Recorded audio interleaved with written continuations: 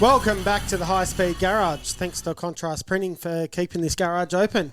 Don't forget, you can find us on the socials, Facebook, Instagram and YouTube. I'm today's host, Hayden. I'm here with the boys, Joel and Michael. How's going, fellas? How's going? All right. We've got this week's special guest, Chelsy, alongside us. How you going? Hey, good. Thanks for having me back, boys. Yeah, no, we couldn't get rid of you yet. No, we've got heaps of stuff to talk about. How's your week been, boys? Yeah, I didn't get up to too much. I had my sister-in-law's birthday on Saturday. Well, that was all. We just went 10-pin bowling and went out for dinner, and that was about it. Bit of a quiet one. Bit of work over the weekend, but nothing too extravagant. A little bit of playing around with the boat? Yeah, did a little bit. The old man come down. We lifted the heads and then put them back down. Went through how we're going to change a bit of the oil system, and went and got some parts today to sort that out. And then, yeah, now I'm here recording this. Yeah, I can always. I remember you saying that you're going to Rockets this afternoon, and whenever I go to Rockets, I always get that understanding of women doing the retail therapy. When I'm at Rockets, all the pretty colours and the cool shit that I need for the boat. I hate going to Rocket because it's so painful because there's only the tiny little desk there. So I go through the catalogues at home, get all the part numbers and just write it down, just hand them a list, say, mate, I want all that. This is the stuff I need. Yep. Make sure you're getting the right shit with the right part numbers. Yeah. Well, as long as I can get the part numbers right as well, I'll probably pick the wrong part as well. I do that with most suppliers as well when I'm trying to do hydraulic stuff. Because it's a little bit of a drive too, I buy some extra stuff just in case I might need it. Yeah, just stuff for the road. Well, you don't want to have to go back. No. Today though, I got off work a little bit early and I went to the kids' school and they had their cross country today. And Alira ended up coming second in her age group, which was pretty cool. Good job. And Toby come third. So I was pretty stoked with that, considering Alira's not a real competitive person. She sort of just dances around and just follows the leader. That's still 2 podiums. she actually had a bit of a go today, which is surprising and good. So, yeah, maybe she might be a runner. Very good. How'd you go, Joel? Yeah, my weekend was pretty good. I went to I flew up to Brisbane early Saturday morning, first flight out, to go and watch my horse race at Doomben.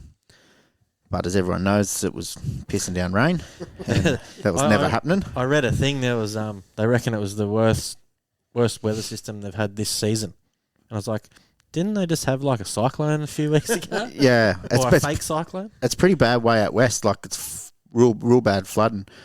Up there, I was talking to one of the guys, Knuckles, who lives out there, who knows a lot of farmers and that, and they said they lost 1,000 head of cattle and looking at losing another 1,000. Shit. And some of the properties out like central Queensland way. So it's real bad out that way. Yeah, you don't see that on the news, do you? No. One of my mates, Josh, lives a bit out that way, and he put something on socials the other day about how where he works is all flooded, or near where he works is all flooded, and no one knows anything about it. Yeah, it's crazy. It's no different to when the drought was on and Mum's place was real bad. Yeah. And no one really heard about that unless you knew someone about it.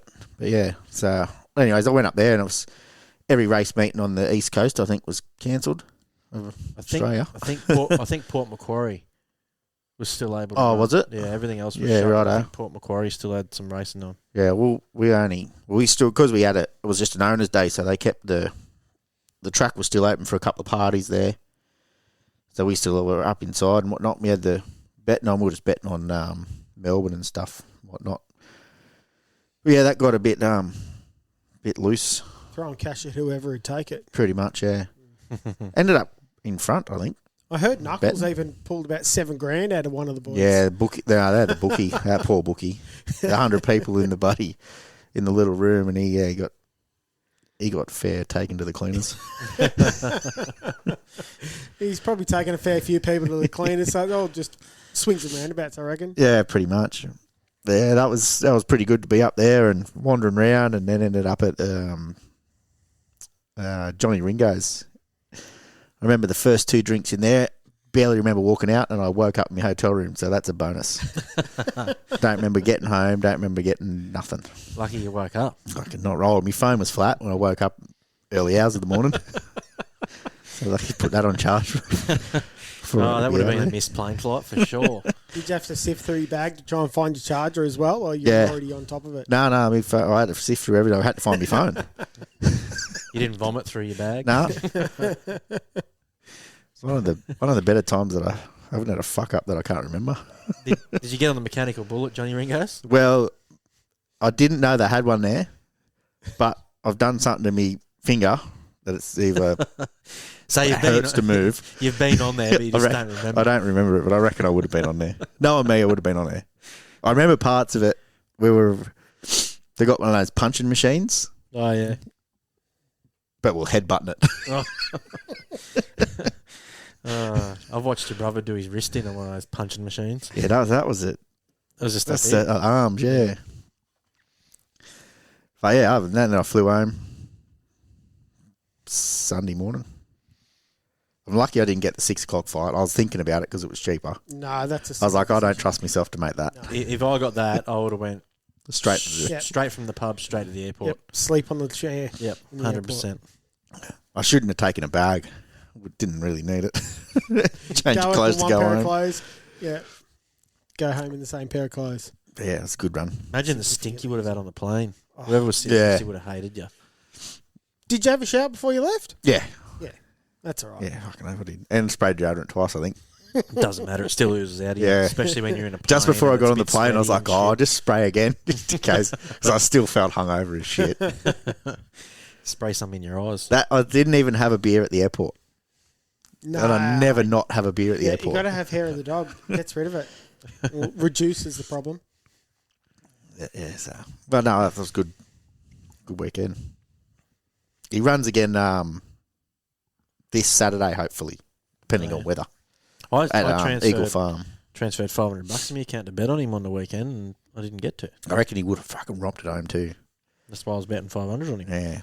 This one, they don't reckon they brought him back to 1,200. So they're going to treat it as a trial to get him up, and then they'll run the next one at like 1,500 or 1,600 and then go to 18 or so. Run it as a trial because he's in Queensland now. Yeah, but he'll come back. Yeah, but But because he's missed out on running for so long. Yeah. Had to transport up there for a week, and then he sat there for a week now again without doing anything. Yeah. So they're going to basically trial him again. They would have had him on the track doing jogging. Probably not. They would have done a little bit, but nothing that's race-wise. Yeah, okay. But they need to run and keep their condition up. Don't want to wear him out. Well, they would need to not wear out, but run. As far as, I don't know a lot, but yeah. But that's what the Will and Richard Freeman, and this is what we need to do. And we end up, I don't know, Michael might know, the Guineas. Oh, yeah. That's where he's going to go to. Yeah, okay. In about 4 races. Yeah, nice. So, yeah, we end up hopefully winning heaps. Yeah, I hope so. Get him in some bigger cups. He's gonna be a middle distance runner, isn't he? Yeah, about 1,800, I think, to 2,000 or something like that. Yeah. What'd you get up to, Chelsea? Over the weekend, over the last couple of days. Past couple of weeks, really. Not a lot. Went to Formula One in Melbourne, of course. How did that go? Look, I'm not a Lando Norris fan. I don't hate anyone, but I know she dressed in orange and black. I am. Yeah. It's not papaya though, so I think it should Close be allowed. enough. It's not McLaren orange. Yeah, look, it was honestly it was disappointing. That's the second race I've been at where Lando Norris has won, and it's just very anticlimactic. Yep. When it's someone you really don't like, and it's a big statement, but I would take Lance Stroll winning over Lando Norris. So. But that's all right. The rest of the weekend was good other than the heat stroke and then the pneumonia that everyone in Melbourne experienced. Superb. Yeah. But then, got back from Melbourne. I started a new job at work, so that's kept me busy the last sort of week and a bit. New jobs, you got to try and keep your eye in line. Yep. What are you doing now? Shit. So I'm still working in the Government Department of Planning, Housing and Infrastructure, and I'm working now in the Aboriginal Strategy, Policy and Engagement group, which There's too many big words there for me. my main focus is on running events for community. So I get involved in Reconciliation Week and NAIDOC Week and all those sort of things, external facing at least, that people are aware of. So yeah, that's what I do. Lots of budgets, lots of end of financial year, we've got an underspend, we need to spend this much money and blah, blah, blah. Yeah. Do you enjoy that over switching live sport? I do, but I do have a live sport switching. I've got a shift this weekend. Got to get my golf fix in. I think I'm doing this weekend. Lucky me, a bit of golf, but that's okay. I don't know how people can watch that on TV. Neither do I, but I get to watch it for 8 hours on Saturday night. So my missus loves watching golf on TV for some reason. I don't know why. She's got no idea about golf. Don't know how to play it, but loves sitting there watching it on TV. Strange as. The only one you'd watch is that live golf live or whatever. LIV. I wouldn't watch any. Is that the Middle East? No, that's the one they do down Melbourne. No, Live Golf is it's just a live golf, different live tournament. Golf. Yeah, it's like a party thing. Like there's a whole big party hole. So they get a hole in one. Everyone throws cups and everything on the field, and it's hectic. Okay, Yeah. It's like a whole different organisation. Yeah, it's sort of to boost golf. To the quiet atmosphere, sort of sounds thing. Really good. Yeah. When you go to play golf, you got to go in with your socks up and your collared shirt on and all this sort of stuff. They're trying to get it a little bit away from that. Turn up with boardies and a t-shirt. Bit more fun. Well, that Cam Smith is pretty good at that with his mullet. He's really good. Yeah. He's on the PGA circuit and everything. He's won a few. He won one of the big ones last year, I'm pretty sure. So, just get some more Aussies in there. They won't have that atmosphere anymore, will they? Yeah, exactly. Yeah, well, all I got up to is going to work, and on Thursday I ended up getting to Newbies and picked up the engine. That was pretty exciting. Got some stuff bolted together, and now I just it's up to me and Breton to get stuff lined up. And so you'll be running this weekend? Oh yeah, sure. 2 weeks testing. That was my question actually. For someone who doesn't know about boat racing that much, what does that mean? You've picked up your engine. How long does that mean till you get to race it? So is that a silly question? He's looking at me like no, it's not a silly question actually. So what we got from Newbie Engineering was a few major components bolted onto the engine that had to get made. So he made stuff up while he's there. The offset of the blower, that's done by a plate. So that's all done on a CNC router, CNC lathe, CNC mill. And a new mount for the oil pump and stuff like that. You can't just make it up because all the clearances have got to be right. So that was that major stuff there. And then I got it home and I can do the fiddling around at home. So when you put it in the water? Oh, it's still a fair few weeks away. Right. Yeah, no, just because it's home doesn't mean it's done. Yeah. Because it's a replacement engine for the engine we sold to the puff boat. We don't have anything. We've got to start again. Right. But yeah, I've been spending. When you get the big chunk, the big chunk looks cool. It feels like you've done something. But there's always lots of little things that you got to do to fit them in. I think it's the little things that takes the most time. Yeah, it is because you forget about them too, and you sort of got to do one job at a time. Then you're like, oh, that's right, I've got to do that as well, and yeah, right. Well, I understood none of that, but I'm sure the people listening loved it. Parts got made. Now we've got to make more parts. Perfect. Radio. Yeah. Stay tuned. Next episode, another update. Yeah, hopefully we get some fuel system. Get the fuel system up to Fabietti race engines. That'll be pretty good. Radio. So Chelsea, fair bit going on in the F1 at the moment. Yeah, we called it. We did call it on the podcast. I flagged that I was worried about Liam Lawson's safety. Yeah. And alas, he is no more. Poor no bastard. more in the big team. It is quite interesting. My take on it is actually a good thing. I'm seeing the seat next to Max is a death nail. Yep. And Liam has proved that he can drive the Racing Bulls car. So is it that he's getting the better deal because he's going into a car he can drive? Yuki showed that this year that it's a fast car. Yuki's got to go and jump into the death seat, and he's got to try and make sure he climbs his way out of it. Yep. Let's see how he goes. Yeah, if you're a Liam Lawson fan, it's great it actually is great. He takes the ego hit.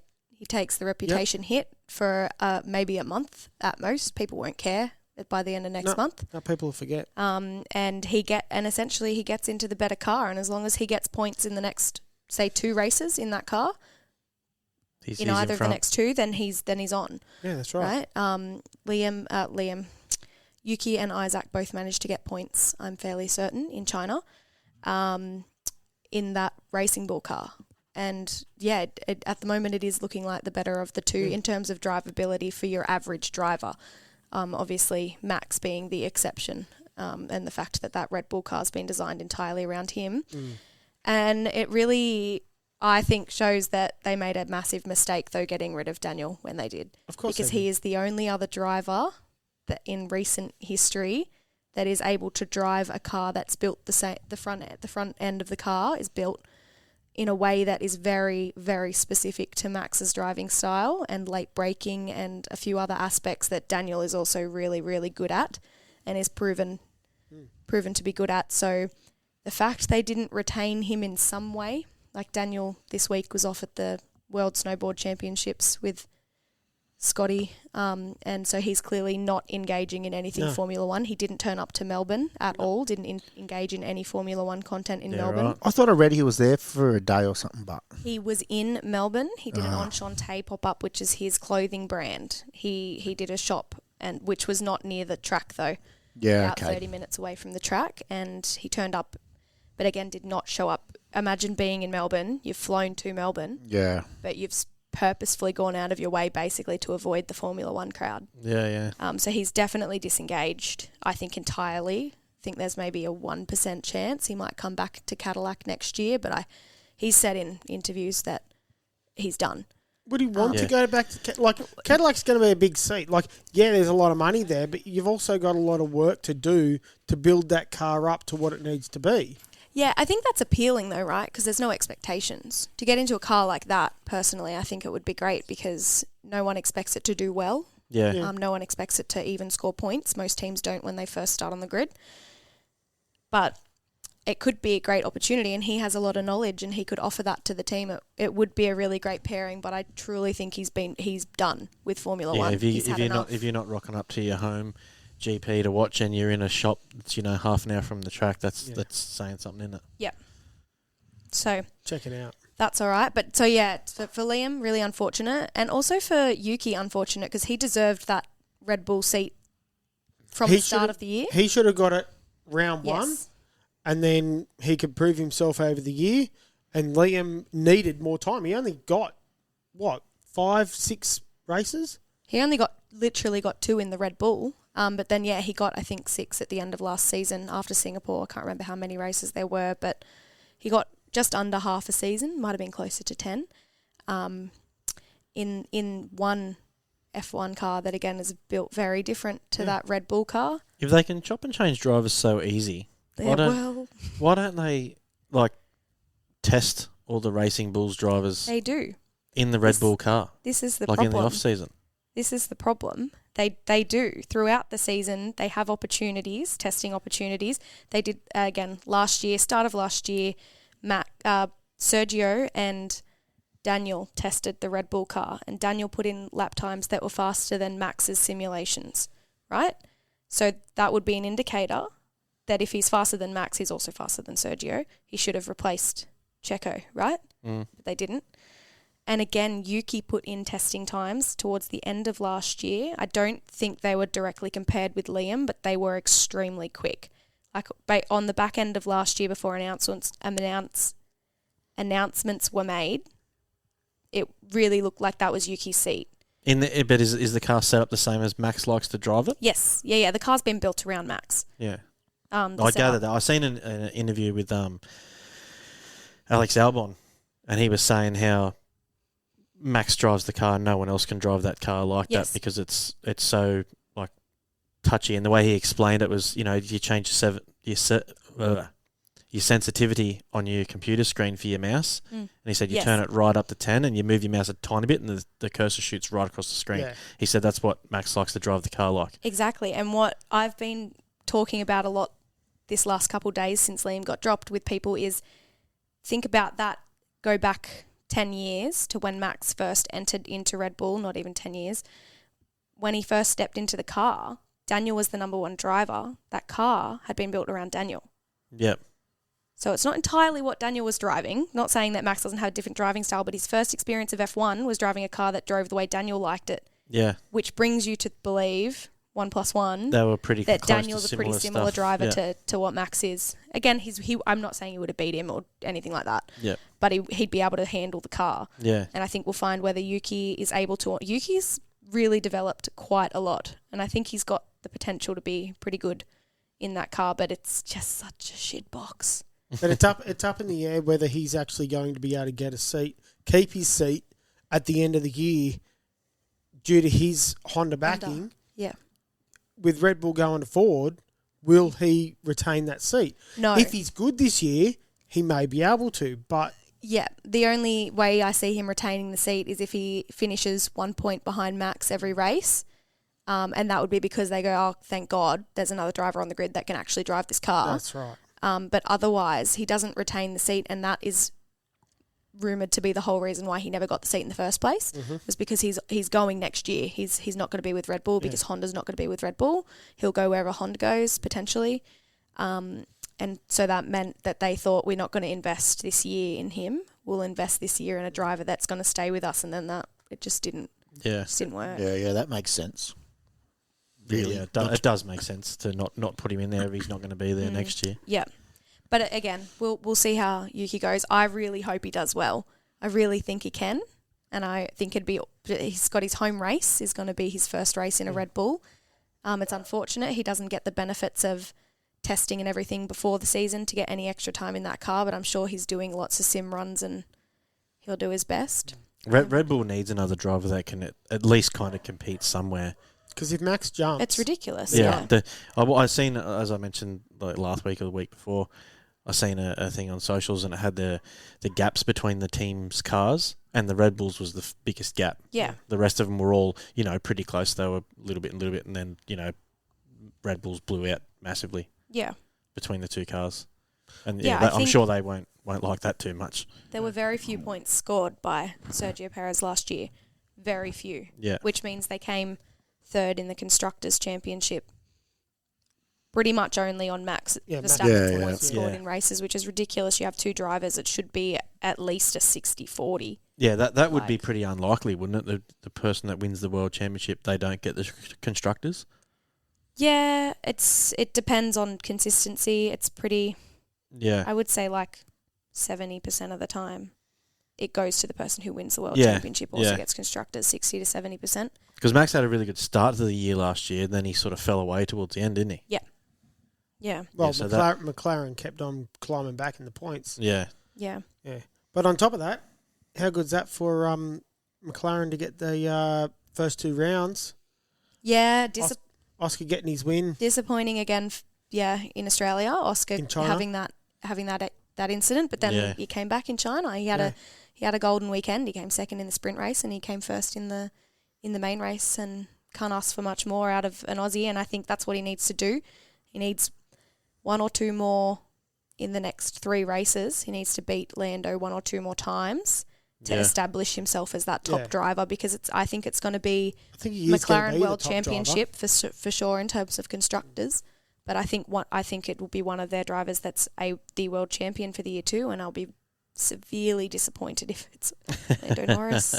I just don't. They're think looking we'll be untouchable, those McLarens, aren't they? They sort of they're fast. They look like they're doing it easy. They do. Yeah. Looks like there's no effort required on most of their parts. And on that, Lewis Hamilton gets a win in the sprint. Oh, gets a win in the sprint, like iconic, honestly. Yeah. I don't know if we count it as a real win or not. There's still back and forth on whether we count sprint races Win's as a wins. Still a very good thing. Still fantastic. And then goes ahead and gets disqualified out of the race on the Sunday. And this is something I didn't experience as someone who wasn't a Ferrari fan but was a Lewis fan. And now has followed Lewis to Ferrari. I'm now experiencing the horrendous, emotional roller coaster that is Ferrari strategy on a weekend. It's shocking to have, and they say the board that was measured in Lewis's car to be too short was about the size of your credit card. as in that's the thickness. A credit card is about the thickness. Yeah, right. That was the difference between it being too thin, so it needed to be a credit card length thicker. Like as in width. That tiny thin thing, that the bit that you swipe through. That's what that's what they were. But you've got to draw the line at some point. The rules are the rules. Yeah, and that's how they work. But how do they not accommodate for this type of stuff? Yeah. And then Charles being in underweight when he was missing part of his front wing for the entire race, and they didn't replace it. Yeah, would have cost them 10 extra seconds in pit stop, and they didn't do it. Is bizarre. And again, it was probably more weight than that. So, but it's just little things. Yeah.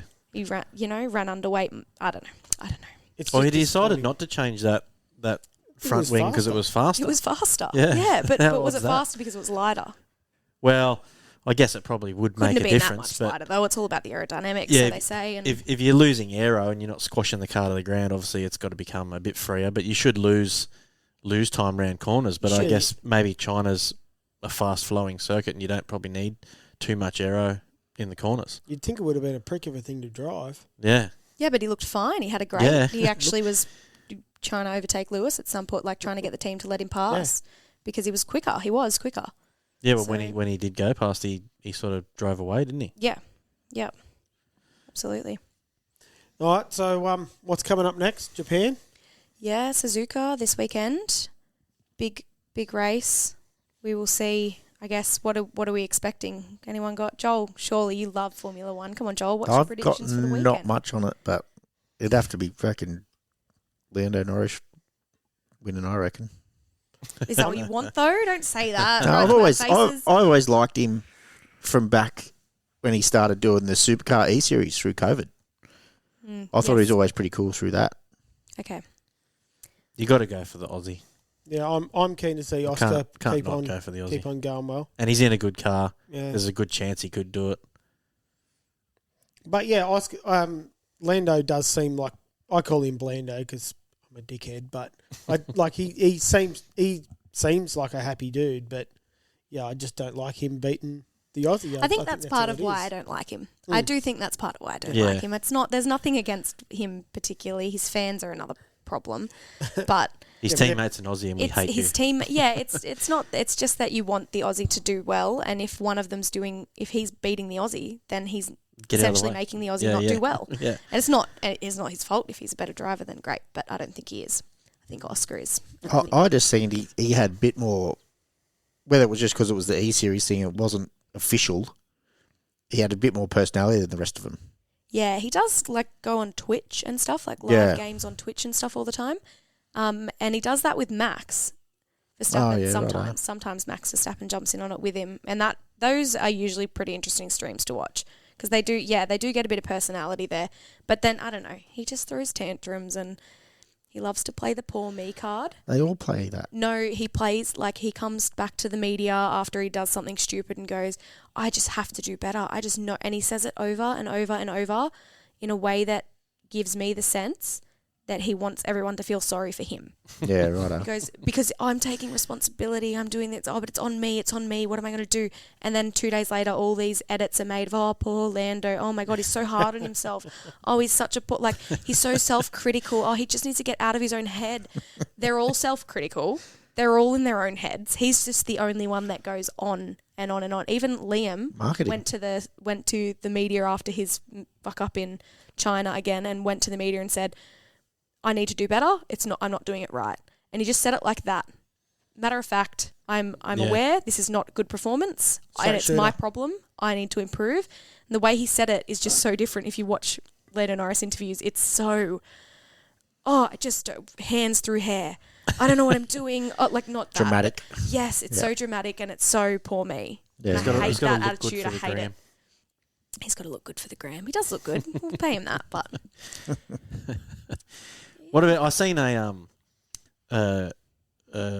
something on the socials with the rookies all in one room, and the interviewer was struggling to keep them in control because they were just having a good old time between themselves. So I thought that was pretty funny. Showed a lot of personality. Yeah, they're coming out of their shells quite a bit, and I don't know if that's false confidence because they saw what was happening to Liam. And they were like, well, it's not us. Yeah.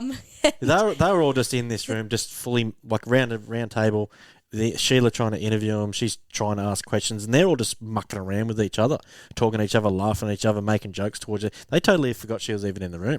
Yeah, and they all seem to have bonded quite a lot more than classes we've seen in the past, and that might just be because it's the first time we've seen this many rookies start at once in recent years.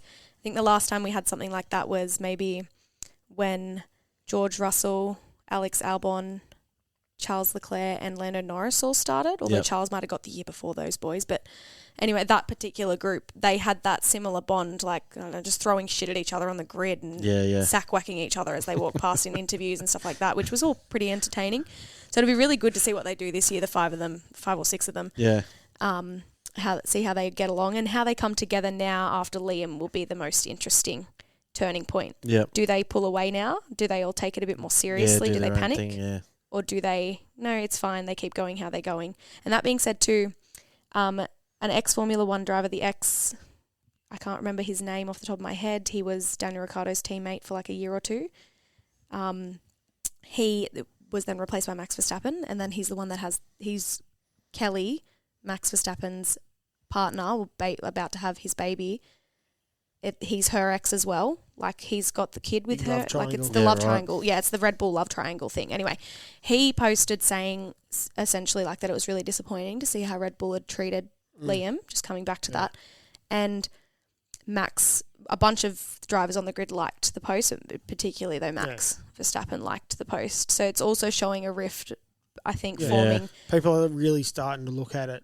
Yeah, and it's not healthy the way that they drop drivers. You've got to do what you have to do. It's a cutthroat industry, but 2 races in a car. Yeah, crazy. So yeah, but it's obviously in their contracts too. They obviously know what's going to happen.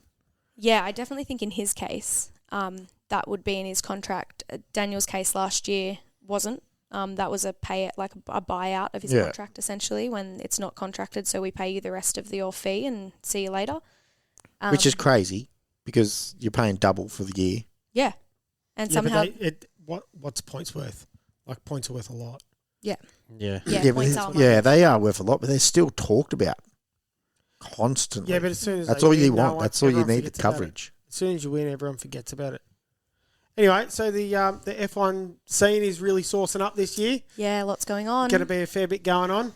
Hopefully we get you in a couple of episodes and we'll... talk about it again. Get another Sounds update. Good. Yeah.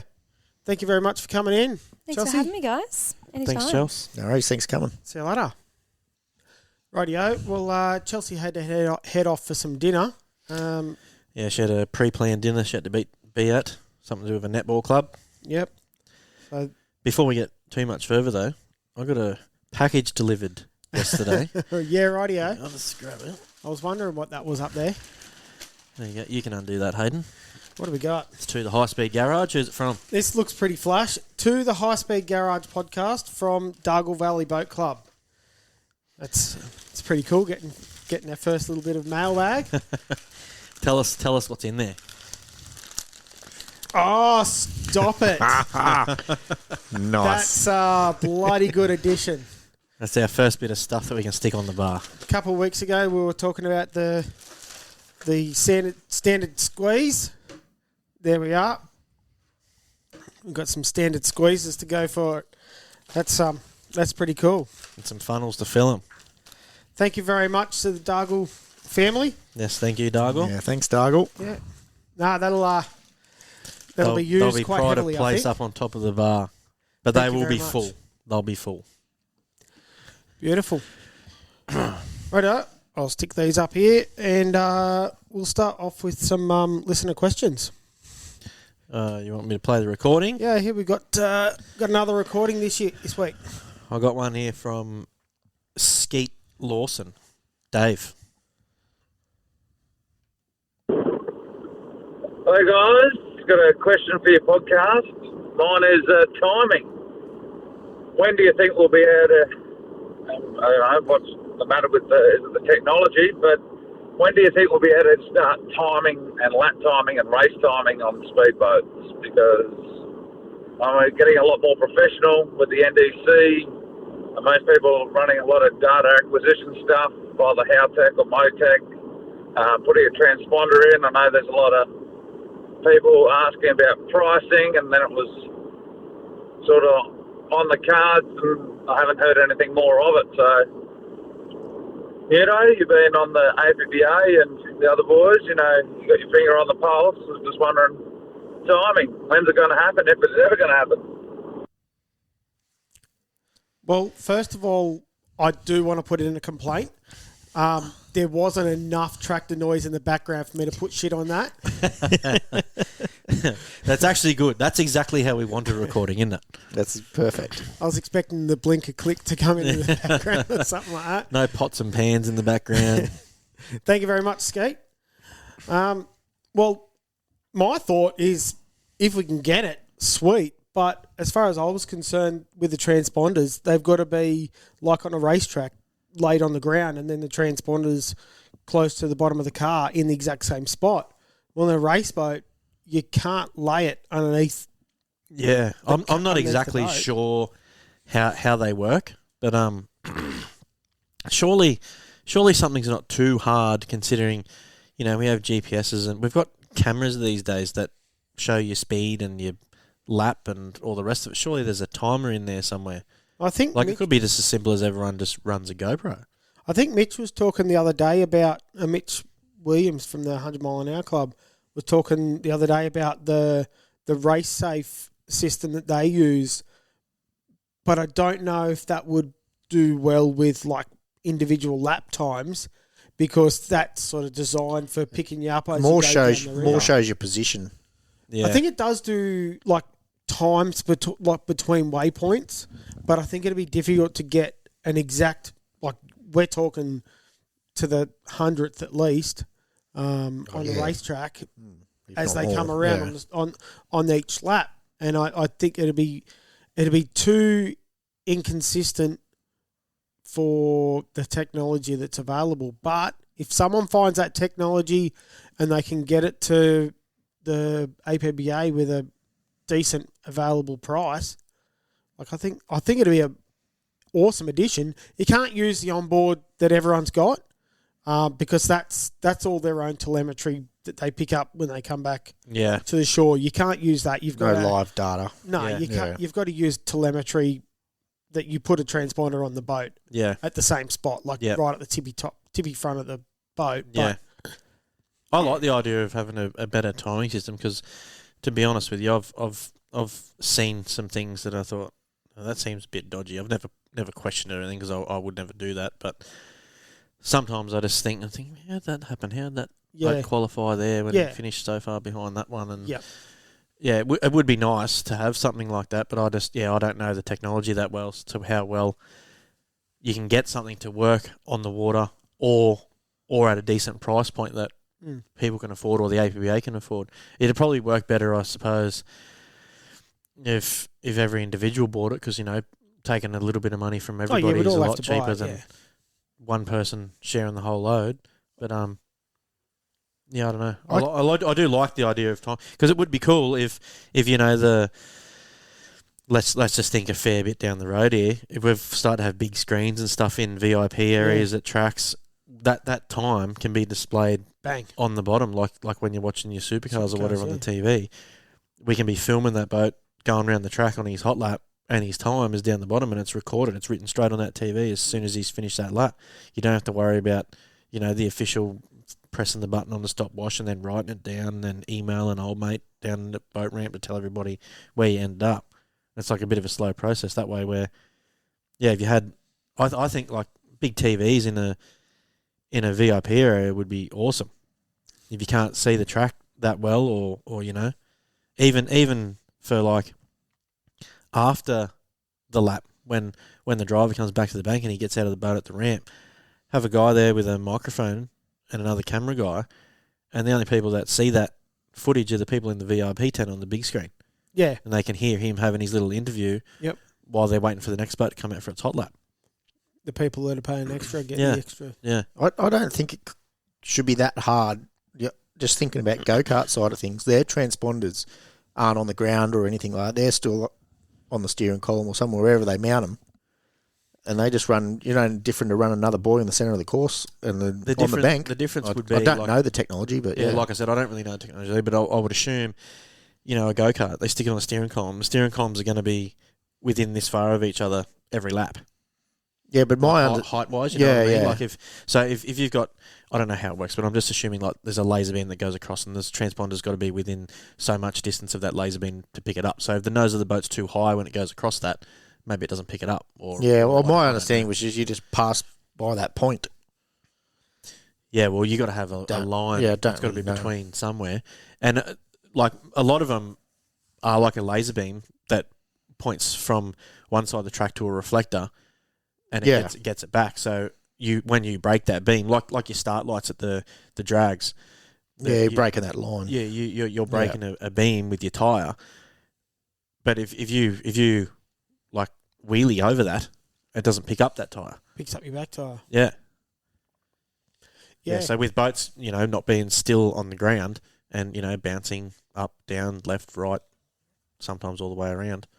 It's definitely something good to look into for the future. future. It would be good. Just and so you know everything. We definitely should, like Skeet said, we're getting more and more professional. I think timing is probably the next step, really. Very accurate timing, not someone's fingerprint.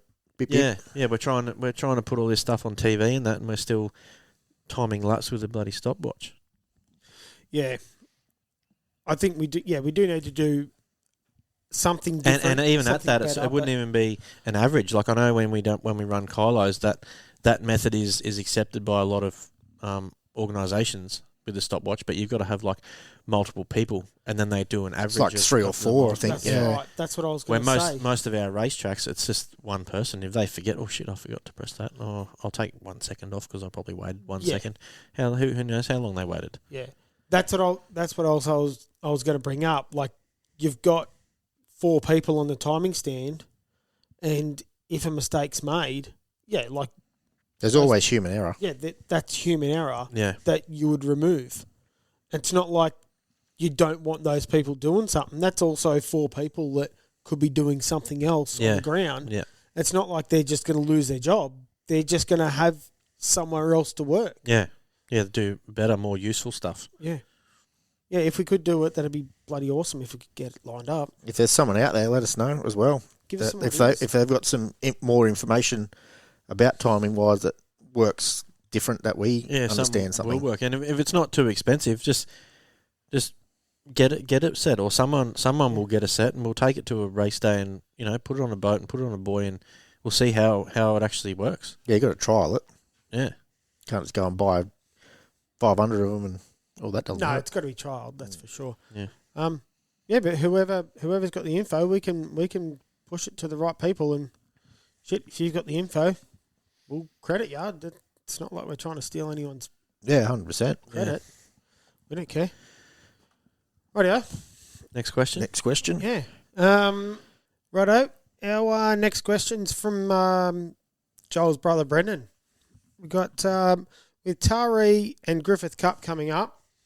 Should GP Hydros be able to get a full APBA licence in a different way than all other boat types? With the cost of a crane to lift the boats in the water on a club day that are usually run on a Sunday, very costly, and with the limited venues they can run, not putting on too many club days each year. Could they be able to get full licenses at major events where they wouldn't normally be able to run without a full license? For example, on the Griffith Cup weekend on the Friday, doing a few laps on their own, and if all goes well, then starting their first few races on the outside. I hope I covered that question properly. Yeah. I honestly have. It has been done before. I've said about this when I was part of the boards of the association that GP hydroplane drivers probably do need some kind of exemption to into getting their license, like in a different way, because it is so limited the places they can run. Like they can't just run anywhere, and the big tracks that they can run at, if they don't run club days, like Yarrawonga for example, if you live in sort of near Yarrawonga and that's your home track, you can't run there because they don't run club days. So you've got to travel to wherever else does. But then, you can't go to any other race meeting that's just a major day either. You've got to find somewhere that runs club days. And as far as I'm aware, there's not too many club days that get run around the country besides Taree. Taree can handle where GPs. they could run. Yeah, a but GPI they've toned back on their club days a hell of a lot in the last couple of years. Yeah, because Pure for boats, they just they're don't go struggling up to get there. numbers. Yeah, But I think the other thing he's saying, like you turn up to even just a club day, you got to pay. Club days on a Sunday. yeah, You've got to pay Sunday rates for that crane yeah, driver. absolutely. It costs a fortune. Yeah, it's quite an expensive excursion. And look, I do understand. Like, I look on the other side as well. I consider the other side. Well, you've got probably, well, realistically, they're the biggest class in the, not that in numbers, like in a boat, they're the biggest class in the country that realistically have the most speed, and they're going to be racing against people that have got to do those licenses. It's difficult to justify it to the other displacement drivers who've got to get their signatures, but then you've got to put it on the other side. You've got to consider the amount of money it costs to do a club day, and it's very difficult to get to a club day if you're not close to, say, like Taree or Glen George, Maggie. maybe. Look, some of Epilogue. them do have options, and some people do just complain because they don't want to go and do those days. Do you look at that But- 101? Yeah, He's done a shitload of racing. Yeah, Yeah, that's right. yeah. It can be done, but it is definitely more difficult.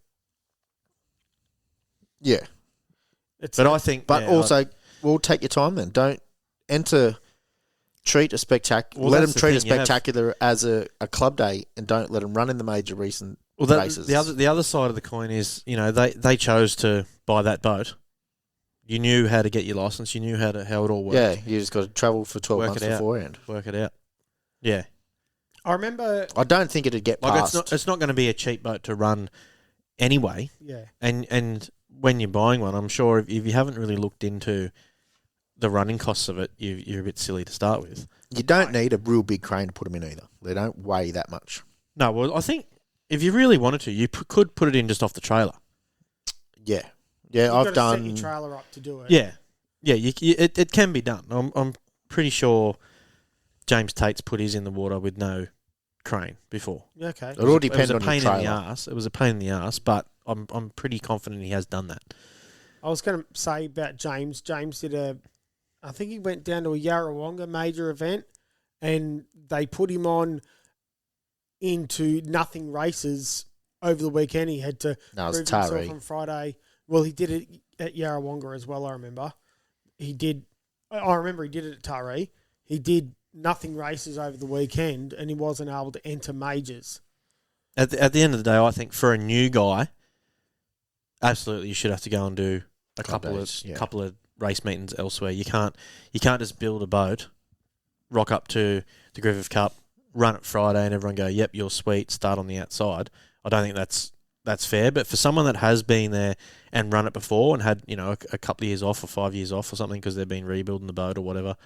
Because let's not forget that this sport's like pretty expensive when you get to that level, Sure. and some people just can't afford to just keep running the thing constantly for every race meeting every year. So for those people, I would say, if at the end of the day, if you can drive the boat, you can drive the boat.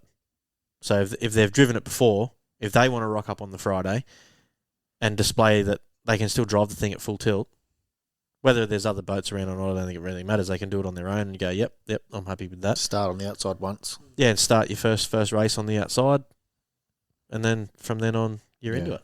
Yeah, but you're right. With a new driver, like bang out. But you need officials to tell them if they aren't doing it right.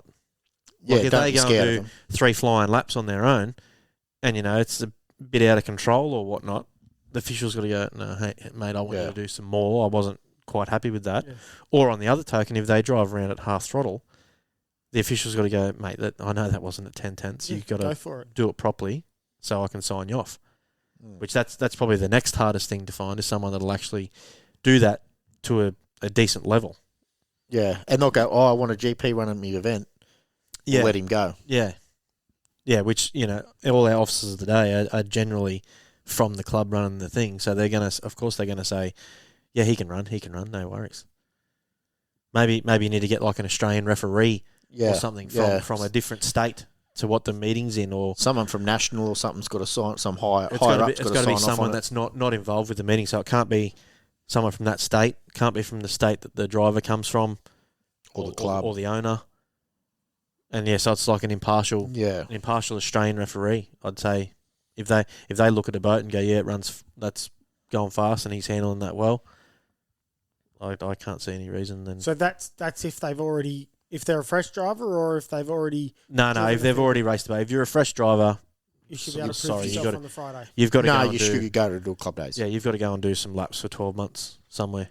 A fresh driver or a return driver? No, fresh driver. Yeah, fresh driver shouldn't be able to turn up to a major event for 12 months. No, but how many races do they have? But in all honesty, I think it should be like that for logboats and stuff too. But logboats is a shitload easier to get to days.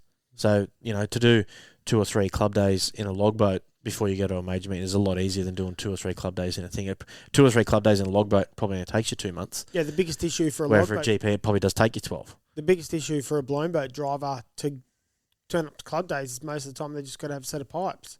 Yeah, pretty much. A set of pipes. Yeah, so there is a lot more involved in a hydro getting to a club day. Yeah, and it's certain tracks that they can run at. If they've driven before, definitely they should get some kind of exemption to go out and do a couple of laps and show that they can do it at an event where there is plenty of other hydroplanes running. Because there's not too many events around where we even see hydroplanes run. Like some tracks we probably could fit hydroplanes on, but we just don't because they don't go there or for whatever reason. Which is the club doesn't provide races or. Yeah, they need to promote. Like they need to work out a way to make it so these hydros have the ability to go turn up to those. They can turn up wherever they want. They've got to put the effort into going, I need this. I'm coming. Can you help me or not? Yeah, but a club's not going to put a crane on for you. No. For one boat. No. And they're probably not going to do it for 4 boats if it's just a club. No, probably not because they've probably done their costs anyway. Yeah. They're struggling as enough to pay for a sanction. Yeah. Getting the boats they're getting. Because it is such a small numbered class, they probably all need to group together and say, let's all go here. Yeah. Let's all go there to make those meetings a bit better. And then you'll get drivers that will go to those meetings. Which is the benefit of the NDC taking on the hydros this year. They've got a 2-month, like a 2-event series where they can actually go and congregate. Like all the GPs can turn up to 2 major events in the year, and it's all about them. Like, I know the Griffith Cup's all about them as well, but it's a displacement add-on. Well, NDC is actually just hydros. Yeah. Yeah, well, that'd be nice to see how that goes. Hopefully it does take off. But yeah, it needs something like that, I think, for them to. Yeah, because realistically, if a GP hydroplane rocks up to a club day and races against a couple of 105 boats and a 6 litre or something, is he really racing any other boats like you're supposed to by the rules? The rules say you got to start races and whatnot. But it is still time in the seat for them. It is, but I'm saying that they can drive around that and get a signature without driving the thing at full noise. Where I think an Australian referee that's independent of the boat or the club running the event should be able to decide someone can go. Yeah, if they've driven. Yeah, have to have driven before. Even if they've been out for like 10 years, like James, he was out for a long time with his job and whatnot. But he'd probably done before, because I remember arguing this point, tried to for him so he could run at Taree, because they weren't going to let him run at Taree because he didn't have a full license. And this is when I brung up, they do need some kind of exemption for that.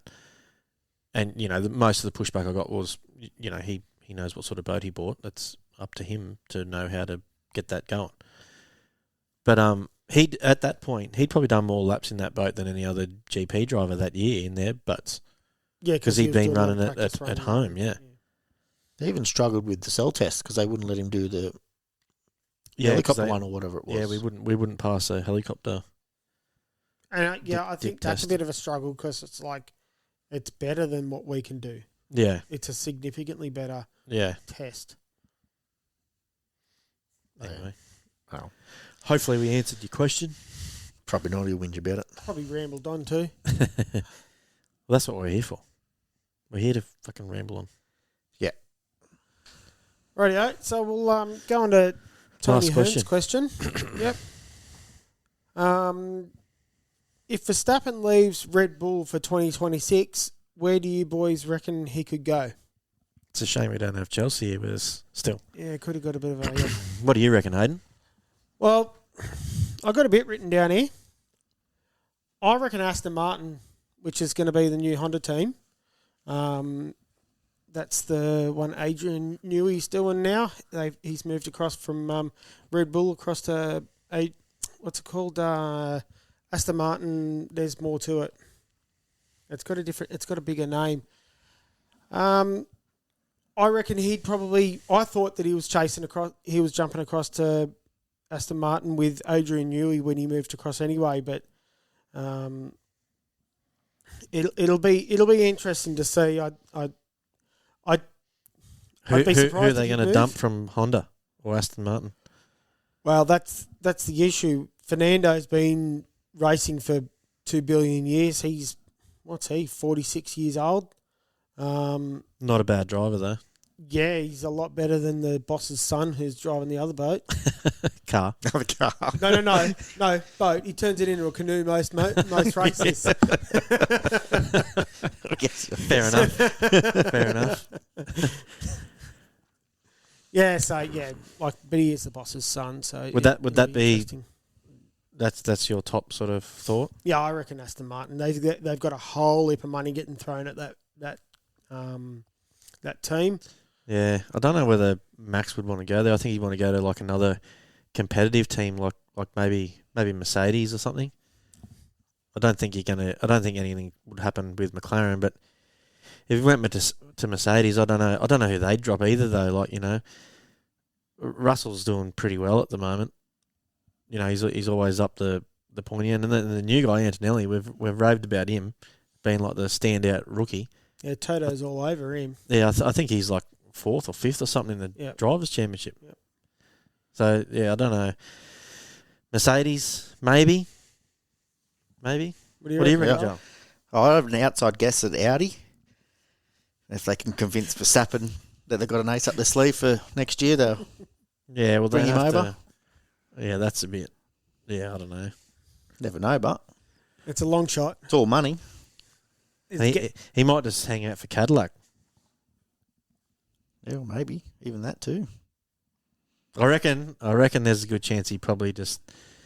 If Red Bull can't find a driver to match him and he just gets over it, I reckon he'd probably just retire. He might just go and find something else. Yeah, I reckon he'd just retire. He's made known before that, you know, he's already won titles. He's done everything. Why does he need to hang around for until he can't? He doesn't need to hang around and keep trying to be a loser. Well, that's true too. Yeah, you've won championships. If he's not going to keep winning them, just go do something else. I reckon that's what he would do. Yeah, I wouldn't want to know how much money that dude's earned out of being 3-time championship. Yeah. 3-time champion. Rightio. So hopefully that answers your question, Tony. Yeah.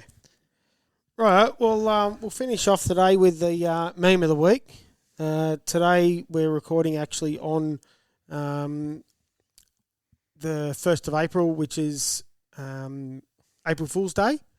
So I thought I'd throw in my April Fool's meme. I reckon it's bloody cracking. So what do you got, Mick? Do you want me to play? Well, I don't really have a meme, but we'll play mine last because mine I've got a video that I'm going to play, and I'll just talk about the video. Yeah, rightio. It's bit more motivational. It's not so funny. Go for it. I got mine. I'll get you mine out. Hope this works. There's 2 types of people in this world. There's winners and there's losers. And just so that we're clear, every time we step on this field, our goal is to be a winner. And if your dad has said, oh, it doesn't matter whether you win or lose, just as long as you have fun, well, I hate to say it, your dad's a loser. Okay? I can't tell you how much I totally agree with that, eh? 100%. Totally agree with that. I hate all this stuff Every in kid gets a sports. prize. Yeah. Oh, we don't keep score. I actually heard something the other day. They on started keeping score somewhere. one of the NRL podcasts. Your club can actually get fined, like a football club can actually get fined if they post scores of their junior league club up to age 9 or something, I think. Yeah, they can get fined. And I was like, how stupid is that? Yeah, That's right. bloody ridiculous. That's stupid. And that bloke is bang on. If you think everyone should be a winner, then you're a loser. Yeah. Yeah, I think teaching your kid that if you work hard, you get a win. Yeah, you get a and if you don't prize. make an effort, then You you're get not going to nothing. win. Yeah. like that's just life. Yeah. You can't wrap your kids in cotton wool forever. Like Nah, they got to going learn to lose. They are going to work it out at one stage or another. Yeah.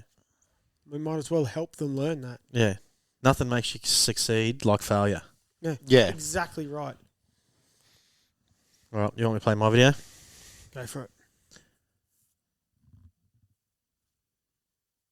Final shot before that. Here's Reeves. Reeves straight to the cup. Lays it in to take the lead. Bulls are out of timeouts. 2 seconds left. Giddy for the win. Go! My God! I cannot believe this. Elizabeth, I'm coming, baby. Oh, Lord. So for those who don't know, that's the Australian playing in the NBA for the Chicago Bulls, Josh Giddey. He they played the LA Lakers last weekend, and he's shot a buzzer beater from the halfway mark with 2 seconds to go. As the ball's flying through the air, the buzzer goes off. He jumps over his childhood hero in LeBron James, throws his hand over the top of him, shoots the ball down the thing, and bang, straight to the net on the buzzer. Makes him win. Right.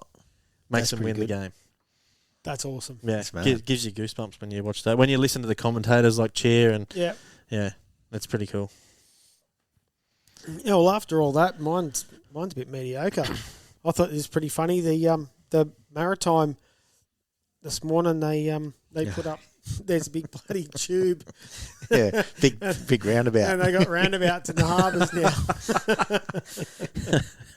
I read some of the comments. Which they're like, side "Are do you have to drive serious?" on? Yeah, Oh, the old April Fool's memes.